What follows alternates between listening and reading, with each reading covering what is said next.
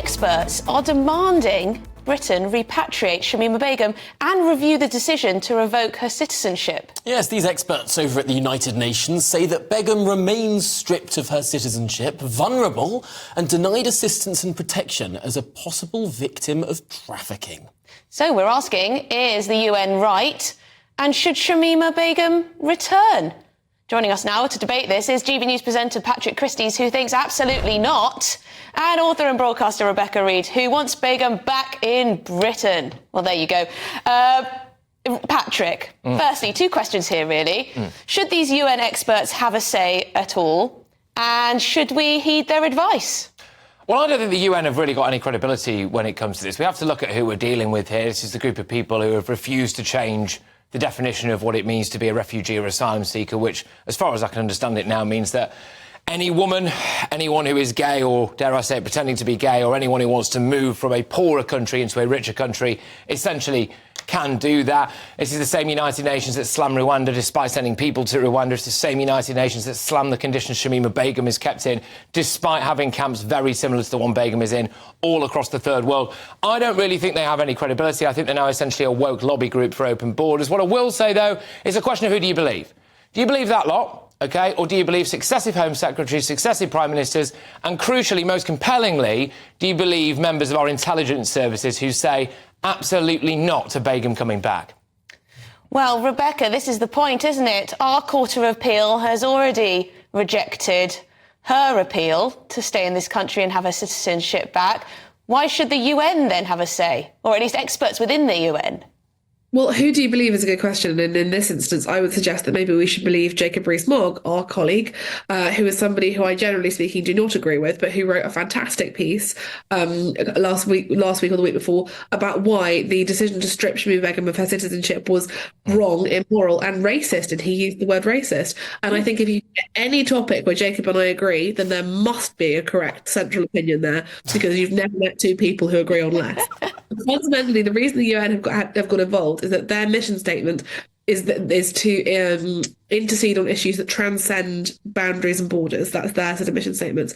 And because we've made her stateless, this doesn't. Sorry, I've got a really bad cold. I can't really breathe.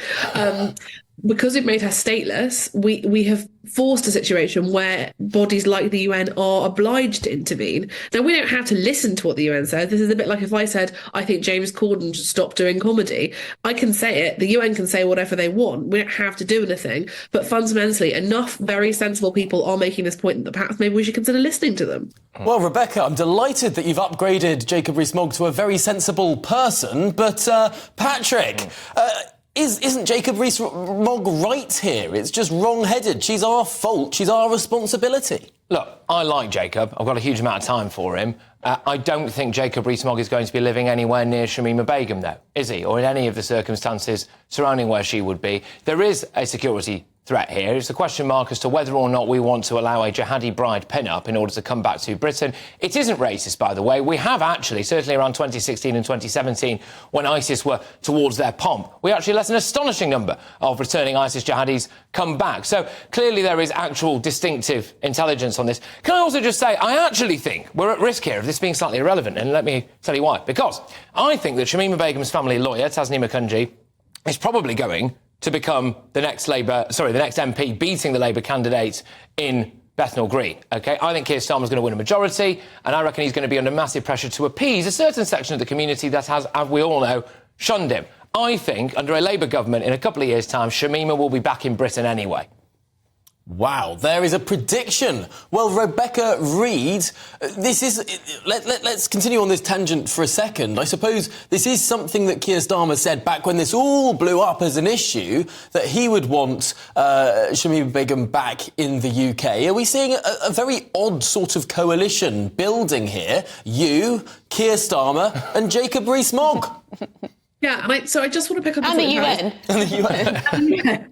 What a dinner party. I just want to pick up on something Patrick said, and we all know that I love Patrick, he's a fantastic guy, but I really, really, really worry when we use language like pin-up, or like jihadi bride pin-up around Shamima Begum. She was 15, so she was not a pin-up. She wasn't even an adult. It's a lot of the language around her treats her like she was a sort of independently minded sexual adult who was able to make a marriage. She was 15. She couldn't get married. She was groomed and then trafficked and then raped. This is not somebody, if I went and joined ISIS, I think we can all agree that would be my fault. But fundamentally, she was a child and she did a very adult thing because she was groomed into it. So when we talk about her, let's not talk about her. It's a question of what you believe, though, isn't it, Rebecca? Right? Well, that is absolutely one side of it. Yeah, fair enough. That is one side of it. I just don't believe that, right? I think a lot of people who hold that view miraculously also want 16-year-olds to have the vote. So she would have just been a few months away from being able to vote. She was a straight A-star student at the time. She's gone over there. She didn't seem to express too much of a negativity about it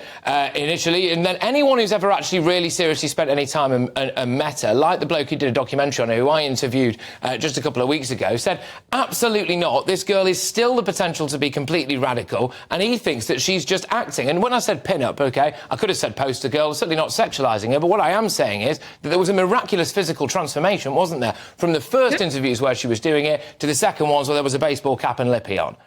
Is there not a risk, Rebecca, that if we let her back to this country, that essentially we're saying you can go off, join a terrorist organisation, but don't worry, Britain will have you back in our warm arms?